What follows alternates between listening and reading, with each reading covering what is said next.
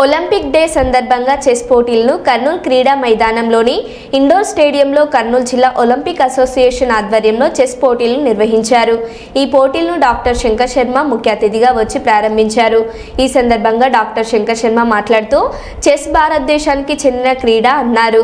విద్యార్థులు చెస్ ఆడడం వల్ల ఏకాగ్రత పెరిగి చదువులో బాగా రాణిస్తారన్నారు। క్రీడల్లో పాల్గొనడం వల్ల విద్యార్థులు ఆలోచన విధానం మారి కొత్త విధానాలకు నాంది పలుకుతారని డాక్టర్ శంకర్ శర్మ తెలిపారు।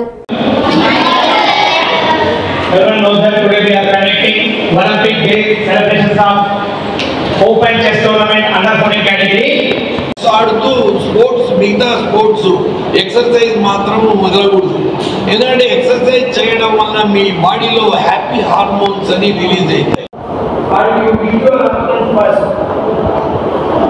Very good.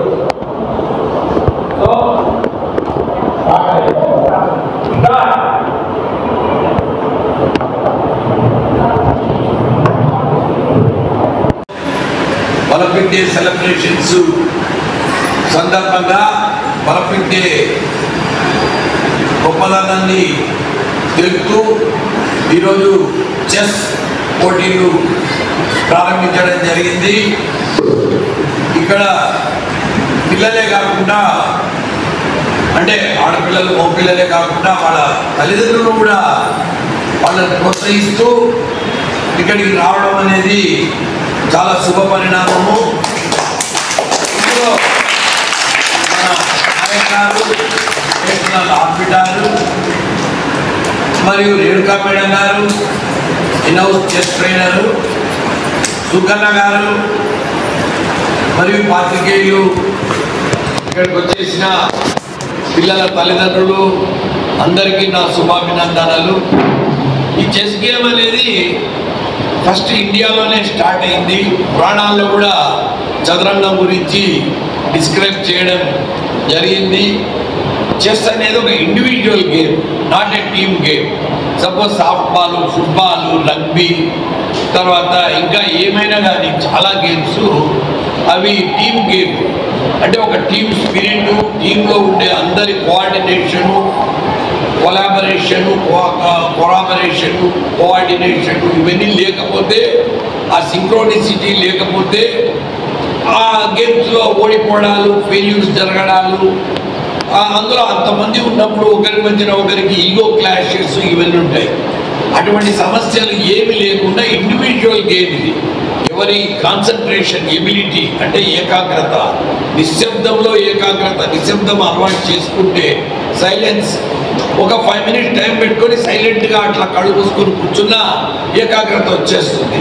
ఆ ఏకాగ్రత అనేది చాలా చాలా ఇంపార్టెంట్। తర్వాత రేషనాలిటీ, లాజికల్ థింకింగ్ ఇన్ని డెవలప్ అవుతాయి చెస్లో బాగా స్పెషలైజ్ చేసి చెస్లో కానీ బాగా ఆడగలిగితే ఈవెన్ చదువులో కూడా వాళ్ళకు థింకింగ్ పవర్ పెరుగుతుంది। సో వాళ్ళు ఈవెన్ సైన్స్లో కూడా వాళ్ళు రాణించే అవకాశం ఉంది। ఎందుకంటే అవుట్ ఆఫ్ బాక్స్ థింకింగ్ అంటారు, అంటే మనం మామూలుగా ఆలోచించే విధానంగా కాకుండా కొత్తగా ఆలోచించే వాళ్ళు ఆ స్టెప్పు, అంటే లైఫ్లో కూడా మనము ఏం జరగబోతుంది అనే దాని గురించి మనకు ఒక రకమైన క్లారిటీ, అవగాహన రావాలంటే చెస్ ఆడితే నెక్స్ట్ స్టెప్ అవతల వాడు ఏమైపోతాడు, నెక్స్ట్ స్టెప్ ఏం జరుగుతుంది అనే జిజ్ఞాసతో, పట్టుదలతో కానీ ఏకాగ్రతతో నేర్చుకుంటే ఈ చెస్లో రాణించే వాళ్ళు చాలా చాలా గొప్ప పొజిషన్స్లోకి వెళ్ళిపోయిన వాళ్ళు ఉన్నారు। అంటే వాళ్ళు వృత్తిగా కొంతమంది చెస్లోనే competition, all India level, national level అంటే ఇంటర్నేషనల్ లెవెల్ పోవాలంటే దానికి పూర్తిగా డెడికేట్ అయిపోవాలా। కానీ పార్ట్ టైంలో కూడా చెస్ ఆడచ్చు, చదువుకోవచ్చు, చెస్ ఆడుతూ ఉండొచ్చు। ఎప్పుడైతే చెస్ బాగా ఆడుతున్నారో చదువులో ఆటోమేటిక్గా ప్యారలల్గా చదువులో కూడా డెవలప్ అవుతారు। కానీ చెస్ అనేది అంటే ఎక్కువసేపు కూర్చొని ఆడాలి।